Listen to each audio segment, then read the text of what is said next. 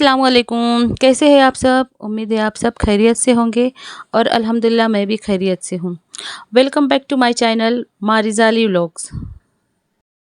और यहाँ पर देखिए टेरेस के ऊपर बच्चे लोग खेल रहे थे और अचानक आतिशबाजी हो रही थी। बच्चे बहुत ज़्यादा एंजॉय कर रहे थे और बच्चों ने ही ये सारे क्लिप शूट किए, तो मैंने सोचा आपके साथ भी शेयर करूँ।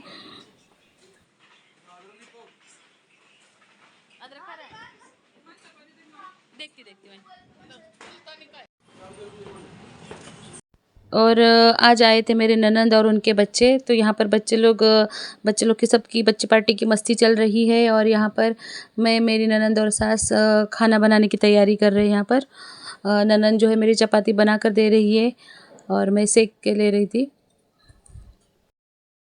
अभी आप बोलेंगे कि ननंद आई है और उसको काम लगा है, लेकिन मेरी ननंद यहाँ पर बाजू में रहते हैं, तो वो अक्सर आते जाते रहते हैं। और हमारी फैमिली बहुत बड़ी है, करीब 12-13 लोगों की है। तो 12-13 लोगों के लिए खाना बनाना अकेले के लिए पॉसिबल नहीं है, वो भी आधे 1 घंटे में। तो यहाँ पर इसलिए सब मिलकर बना रहे हैं।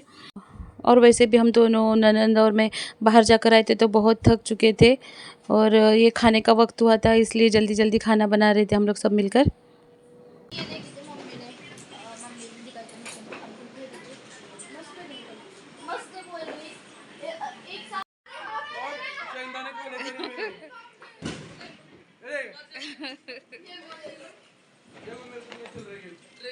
अच्छा अच्छा, मेरे साथ मैं कंज्यूमर कोर्ट में जाऊंगा।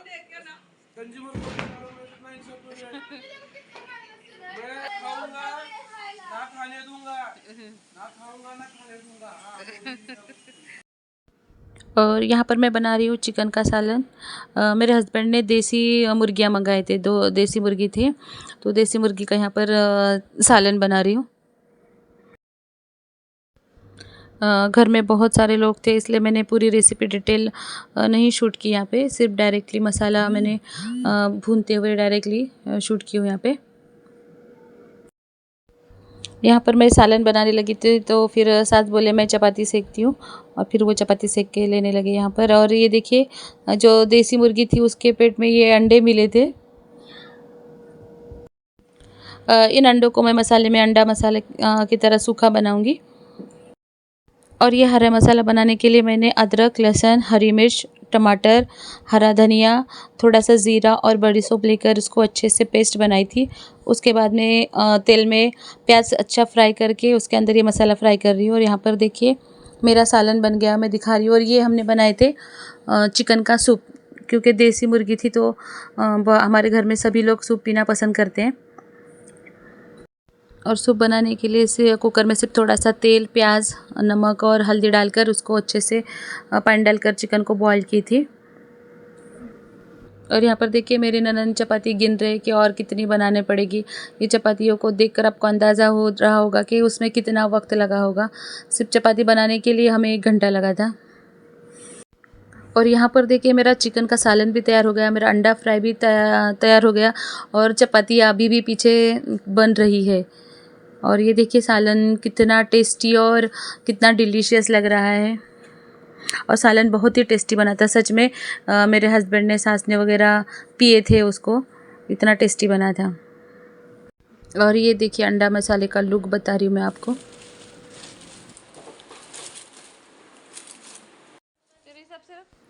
इसके बाद हम सब ने खाना खा लिए थे, और खाना वगैरह खाने तक, पूरा किचन क्लीन करने तक 10:30 पौने 11 बज चुके थे। और ये मंडी सुबह से आके पड़ी हुई थी, तो मुझे सब सॉर्टिंग करके फ्रीज़ में अरेंज भी करनी थी, वरना सुबह तक सब आधी सब्जियां तो गल जाती। इसलिए रात के 10:30 पौने 11 बजे के टाइम में है, और ये मैं यहाँ पर अभी शुरुआत कर रही हूँ सब्ज़ी अरेंज करने के लिए। जब मैंने घड़ी देखी तो बहुत ही देर हो रही थी, तो मैंने सोची कम से कम इसमें मुझे आधा 1 घंटा तो लगेगा, इसलिए मैंने रिज़ा को आवाज़ लगाई और हेल्प के लिए बुलाई। इसके बाद मैंने सारे कंटेनर्स निकाल के रिज़ा को दे दी, और फिर थोड़ा सा फ्रीज़ को क्लीन कर दिया अंदर से। बहुत ज़्यादा गंदा नहीं हुआ था, थोड़ा बहुत इधर उधर सब्ज़ी का कुछ गिर जाता है, वही जब सब साफ़ करके ले ली। फिर यहाँ पर मैंने और रिज़ा ने मिलके फ़ौरन जल्दी जल्दी से कंटेनर्स में सारी सब्ज़ियाँ अरेंज कर दी थी। और फिर हम दोनों को सोने के लिए मेरे ख्याल से 12 साढ़े 12 बज गए थे। और अगर ये सब्ज़ी को मैं इसी तरह छोड़ देती रात में, अगर अरेंज नहीं करती, तो सुबह तक इसमें से बहुत सारी सब्जियाँ टमाटर वगैरह गल जाते हैं। और बाकी सब लोग बाहर मूवी लगाए थे, हम साथ साथ थे और सब लोग बाहर मूवी देख रहे थे, बाकी के बच्चे। और मारिया तो एज़ यूजुअल उसकी स्टडी कर रही थी कमरे में। इसके बाद 12 बजे के करीब मेरे ननद भी निकल गए थे अपने घर के लिए। यहाँ पर मैंने मारी और रिज़ा को काम पे लगा दी थी कि मेरे लिए ब्रेकफास्ट का मेनू तैयार करो, ताकि मेरा एक काम कम हो जाए। और बच्चों ने देखिए यहाँ पर कितने अच्छे से मेनू तैयार किए हैं। उस हिसाब से मुझे नेक्स्ट डे ग्रोसरी का सामान सब लाना था, जो जो ब्रेकफास्ट के लिए लगने वाला है वो। इसलिए मैंने उन्हें रात में ही काम दे दिया था। और बच्चों ने भी इंटरेस्ट से बहुत खुशी खुशी किए थे और अच्छे से बनाए थे। बहुत ही अच्छा लगा, देखकर बहुत खुशी हुई। इसी तरह बच्चे छोटा छोटा काम करते करते बहुत सीख जाते हैं। और ये जो बातें सीखी हुई है, ये उन्हें उनके फ्यूचर में भी काम आएंगी। जब बच्चे बड़े हो जाएंगे तो उन्हें भी पता चलेगा कि हमें इस तरीके से ब्रेकफास्ट का मेनू बनाना है। उसके लिए लगने वाली चीज़ों को पहले से लाकर पूरा सा प्रिपरेशन करना है। तो बच्चे लोग को अगर इस तरह से छोटे छोटे काम करवाए तो बच्चे लोग इंटरेस्ट से करते भी है। इस तरह मेरा थोड़ा सा वक्त भी बच जाता है और बच्चे भी बहुत कुछ सीख जाते हैं। और ये है नेक्स्ट डे का वीडियो। मेरे ससुर जी के लिए यहाँ पर नाश्ते में पोहे बने थे और यहाँ पर उनकी चाय बन रही है। वो रोज़ाना नाश्ते में सिर्फ पोहे खाते हैं। और यहाँ पर आलू की भाजी बनाने के लिए मैंने आलू बॉईल करने के लिए चढ़ा दिए थे। जो पूरियों के साथ खाते हैं ना, पूरी भाजी वही वाली, थोड़ी पतली लिया रहती है सब्ज़ी, वो बना रही थी बच्चों के लिए लंच के लिए। और यहाँ पर देखिए सबका ब्रेकफास्ट हो चुका, हम लोग का, बच्चों का, मेरे हस्बैंड का, सबका। और किचन की हालत देखिए मेरी क्या हो गई है। यहाँ पर मेरा पूरा किचन काउंटर टॉप फैला हुआ है। ये रात के बर्तन धोए हुए जो अभी ट्रॉलीज़ में अरेंज करने बाकी है। और जो यूज़ किए हुए झूठे बर्तन हैं उसको भी अभी धोकर मैं टब में भर के रखूँगी, ताकि मेरी हाउस हेल्पर जब आएगी दोपहर में तो वो बर्तन क्लीन कर देगी। और यहाँ पर देखिए नाश्ते के बाद डाइनिंग टेबल का क्या हाल हो चुका है। यहाँ पर मेरे सास ने कल रात में आटा पीसे थे, चक्की में आटा चक्की है, वो क्लीन करनी है। यहाँ पर सारे ब्रेकफास्ट के लिए निकाले हुए डब्बे बच्चों ने वैसे ही रखे हैं ऊपर। और नाश्ता करने के बाद सब लोग अपने अपने काम पे चले गए थे। मेरे ससुर जी चले गए थे और सास को भी आधार कार्ड को मोबाइल नंबर लिंक करना था, तो भी उनके साथ चले गए थे। यहाँ पे मैं सारा किचन को पहले अच्छे से सेट कर दूँगी। जो भी सारी मैंने जार वगैरह निकाली थी ब्रेकफास्ट के लिए, उसको अपनी अपनी जगह पे रख दूँगी।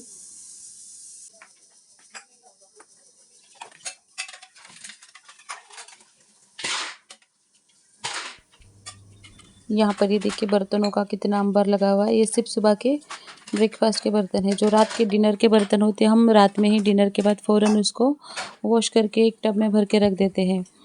ये सिर्फ सुबह के ब्रेकफास्ट के बर्तन इतने सारे जमा हुए। और इसके अलावा हम आगे आप देखेंगे लंच के भी, जो भी मैंने लंच के लिए बनाई थी उसके बर्तन अलग से है। तो इसको मैं क्या करूँगी, अच्छे से पूरा उसके अंदर जो भी झूठा बचा हुआ है उसको निकाल के वॉश करके एक बार नल के नीचे अच्छे से रख दूँगी।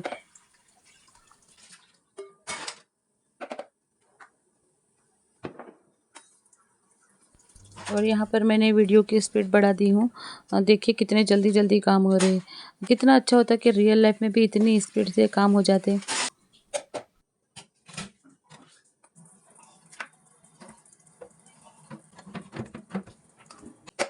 इसके बाद जो भी सिंक में सारा झूठा जमा हुआ है उसको निकाल कर मैं डस्टबिन में डाल दूँगी।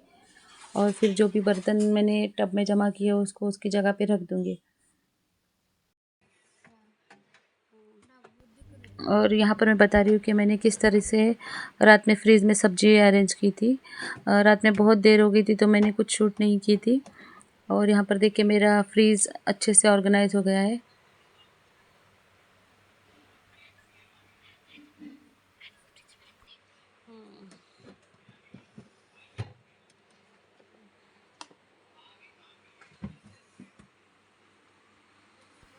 ये जो फ्रीज़ है वो हमारी फैमिली के हिसाब से थोड़ा छोटा हो रहा है। देखिए कि कितना भर चुका है, बिल्कुल भी जगह खाली नहीं है।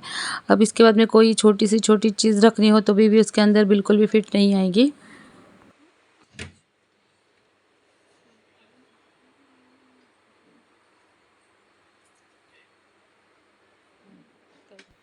इसके बाद जब तक आलू बॉईल होते हैं, मैंने यहाँ पे तुरई को छील लूँगी। तुरई की सूखी सब्ज़ी बनाऊँगी आलू की पतली सब्ज़ी के साथ। बच्चे लोग को ये तुरई की सूखी सब्ज़ी बहुत ही पसंद है, इसलिए मैं यहाँ पर उसको अच्छे से छील उसके पूरे जो उसके ऊपर जो सारे हार्ड पार्ट रहता है उसको निकाल दूँगी मैं। और यहाँ मेरी सास बर्तन अरेंज कर रहे जो रात के घसे हुए थे। और बैकग्राउंड में आपको कुत्तों के भौंकने की बहुत ज़ोर-ज़ोर से आवाज़ आ रही होगी। पता नहीं आज कुत्ते बिल्कुल किचन की खिड़की के पास आकर बहुत ज़ोर-ज़ोर से चिल्ला रहे थे। यहाँ पे तुरई को मैं अच्छे से पतला-पतला काट लूँगी। उसके बाद यहाँ पे मेरे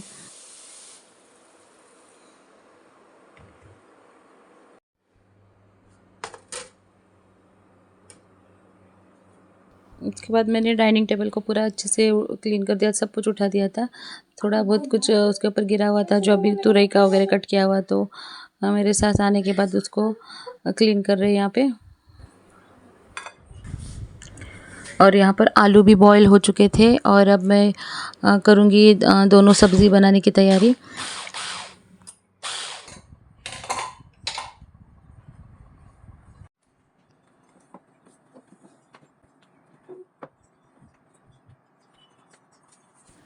और मैंने दोनों सब्ज़ी साथ में बनाने के लिए दोनों गैस के ऊपर 2 कढ़ाई रख दी हूँ यहाँ पर, और दोनों में भी थोड़ा सा तेल डाल दूँगी। एक इसमें शायद मैंने 1 चम्मच, और जो आलू वाली सब्ज़ी थी इसमें 2 चम्मच तेल डाला था।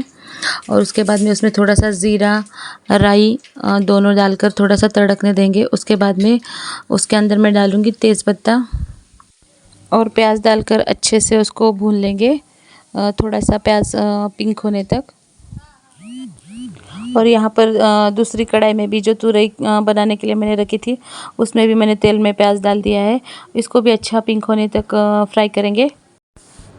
और 2 टमाटर मैंने कट कर लिए थे एकदम बारीक बारीक से, तो थोड़ा सा टमाटर मैं तुरई के लिए डालूँगी और बाकी के बचा हुआ पूरा टमाटर 1.5 के करीब जो सब्ज़ी बनानी मुझे आलू की उसमें डाल दूँगी। यहाँ पर मेरा दोनों तरफ जल्दी जल्दी सब्ज़ी बनाने का काम शुरू है, क्योंकि जल्दी से मुझे दोपहर के लिए खाना बनाकर 12 बजे एक मीटिंग थी हमारी सोशल वर्कर्स जो महिलाएं हैं, मतलब लेडीज़ हैं उनकी, तो थोड़ा सा मुझे जाना था वहाँ पर, इसलिए जल्दी जल्दी मैं खाना बना रही थी। उसके बाद मैंने यहाँ पर जो आलू वाली सब्ज़ी है उसके अंदर मैंने अदरक लहसुन का पेस्ट 1 चम्मच ऐड कर दिया था। उसको भी उसके बाद अच्छे से फ्राई करेंगे, उसकी रॉ स्मेल ख़त्म होने तक। इसके बाद इसमें मैंने 1.5 spoon red chili powder add कर दी थी और 1/4 टीस्पून मैंने हल्दी डाल दी थी, दोनों में भी, तुरई में भी और आलू वाली सब्ज़ी में भी। और टेस्ट के हिसाब से दोनों सब्जियों में भी नमक ऐड कर दिया था मैंने। प्याज टमाटर को अच्छे से भुनने के बाद इसमें मैंने अपने हिसाब से पानी ऐड कर दिया था, जितना आपको उसकी कंसिस्टेंसी चाहिए उस हिसाब से मैंने उसके अंदर पानी ऐड कर दिया था। इसके बाद यहाँ पर तुरई वाली जो कढ़ाई है उसके अंदर मैं तुरई जो कट करके रखी थी उसको डाल के अच्छे से मिक्स कर देंगे। कढ़ाई में आधी तुरई ऐड करने के बाद मुझे याद आ रहा है मैंने तो ग्रीन चिली डाली ही नहीं, फिर पहले से मैंने जो कट करके रखी हुई थी ग्रीन चिली उसको ऐड कर दी, थोड़ा सा उसको भून दिया और फिर बची हुई जो तुरई थी उसको उसके अंदर ऐड कर दी। तुरई को थोड़ी देर प्याज के साथ भूनकर ऐसे ही पकने के लिए छोड़ देंगे। और उसके बाद देखा यहाँ पर अली आ गया था मेरी मदद करने के लिए। जो पोटैटो मैंने बॉईल करके रखे थे उसको पील करके वो भाजी में डाल रहा है और मुझे पूछ रहा था मम्मी इसको कैसे डालना है, कट करके डालना है या फिर कैसे डालना है, तो मैंने उसको बता रही थी कि नहीं ऐसे हाथ से मैश करके डालना है। तो देखिए वो यहाँ पर जैसे मैं उसे बोल रही थी वैसे वो हाथ से ही मैश करके डालने की कोशिश कर रहा था। और पोटैटो पील करने से पहले हम दोनों ने अच्छे से अपने हैंड वॉश कर लिए थे।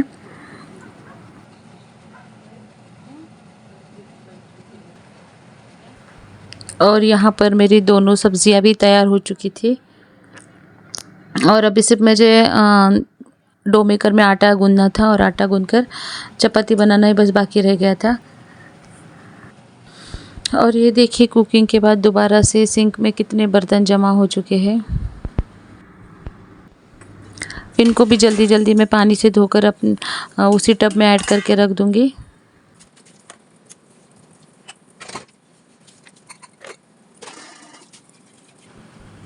और लास्ट में यहाँ पर सब्ज़ी में धनिया ऐड कर और हाँ, कसूरी मेथी भी ऐड की थी मैंने। इसके बाद कसूरी मेथी और धनिया, हरा धनिया ऐड करके सब्ज़ी को डन कर दूंगी।